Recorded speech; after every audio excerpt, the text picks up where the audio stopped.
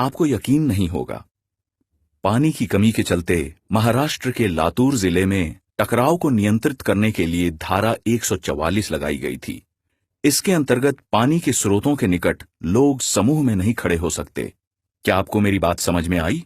थोड़े समय में वो जगह जहां हम मस्ती से खेला करते थे, लड़ाई का मैदान बन जाएंगे, जहां शहर के लोग पानी के लिए लड़ाई करेंगे। हम इस तथ्य से कैसे इनकार कर सकते हैं, आने वाले समय में राज्य और देश आपस में लड़ाई नहीं करेंगे। क्या हमारे पूर्वज जानते थे कि हमें पानी को खरीदना भी पड़ेगा? क्या उन्हें यकीन होता?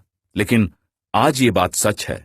इसी तरह से पानी के लिए विश्व युद्ध की संभावना भी है। पानी की समस्या चक्रवात या भूकंप जैसी प्राकृतिक घटना नहीं है।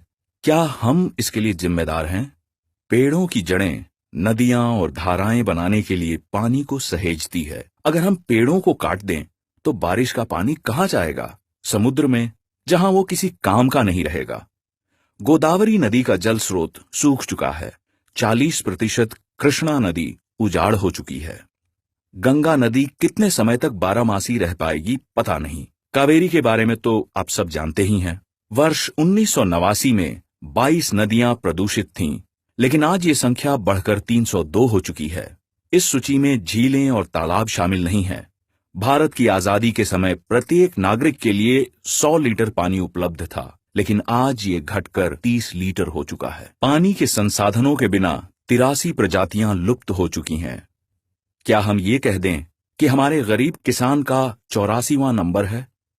अभी तक 2 लाख। मुझे क्या फर्क पड़ता है अगर खेती ना रहे तो? क्या बस यही बात है? हमें अपनी बुनियादी जरूरतों के बारे में सोचना होगा। जैसे किसी जमाने में हम टमाटर निर्यात करते थे, लेकिन आज हम चीन, नेपाल और नीदरलैंड से इसका आयात करते हैं। यही हाल गेहूं और आलू का है। तो कीमतें क्यों नहीं बढ़ेंगी? इसी तरह से पानी के कारण भी नई समस्याएं पैदा हो रही हैं। अब आपको समझ में आया, पानी की समस्या किसी और की समस्या नहीं है। यूनिसेफ की रिपोर्ट कहती है कि वर्ष 2040 तक 60 करोड़ बच्चों को पीने के पानी की समस्या का सामना करना पड़ेगा। इस स्थिति में उद्योग को अभी के मुकाबले में 30 गुना अधिक पानी की जरूरत होगी। इसी तरह से कृषि और बिजली उत्पादन के लिए बहुत सारे पानी की जरूरत होगी। हमेशा की तरह अगर हम इन आंकड़ों पर ध्यान नहीं देंगे तो पानी की समस्या हमारी जिंदगी को नरक बना देगी। साफ शब्दों में आपको कैसा महसूस होगा अगर लोग आपको आपका गांव छोड़ने को कहें?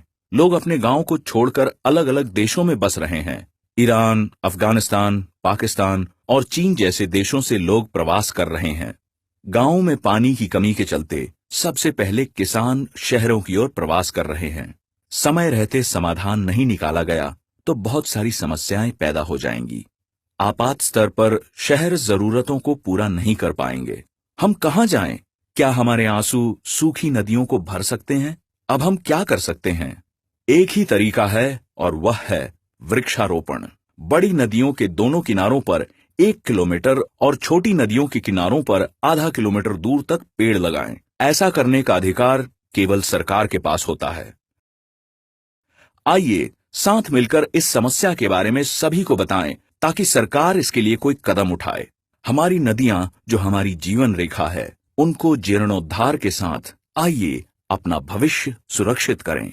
मत भूलें, हमारे पूर्वज किसान थे और गीली मिट्टी हमें कितनी पसंद थी। अगर हमने इस समस्या का समाधान नहीं निकाला तो हमें अपनी मातृभूमि से रिफ्यूजियों की तरह जाना पड़ सकता है। हमारे आने वाली पीढ़ी हमें माफ नहीं करेगी। सोचने का समय चला गया। बिना सुरक्षित पीने के पानी के हर 21 सेकंड में एक बच्चा मर रहा है। क्या पानी बहुत तेजी से कम हो रही है? नहीं।